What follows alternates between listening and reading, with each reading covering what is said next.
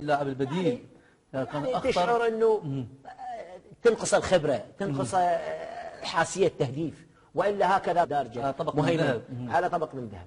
لذلك على جزئية مهيمن سليم ملاخ أنه دائما بالشوط الأول ما يقوم، أنه دائما يخرج من منطقة الجزاء. صح. أراد محطة يعني وهذه يعني احدى المحاولات اللي الناس تحدث بها. نتكلم بجزئيات التفاصيل. لذلك أراد المحطة، وفعلا يعني أنا من وجهة نظري رغم أنه أقول أنه علي صبري خروجه لم ما اقتنعت يعني صراحة، ما يقنع المدرب أنه أخرج علي صبري. علي صبري كان جدا مؤثر، وكان عملية الكلش آخر، وحتى في الشوط الأول كان تنظيميا جيد، والشوط الثاني أكثر. هذه الكرات الخطرة أيضا لكربلاء في الدقائق الأخيرة، يعني حتى في الدقائق الشوط الأول كان كربلاء هو الأخطر. الدقائق الأخيرة في الشوط الثاني أيضا كربلاء يعود، وكأن هذا الفريق يلعب باللحظات الأخيرة. هذا حالة ثانية. أنت أستاذ إياد، نعم، آخر تبديل صباح عبد الحسن بحيدر جبار. نعم، لاعب ارتكاز بلاعب وسط مهاجم أو مهاجم صريح صباح عبد الحسن هنا صراحة. ونأتي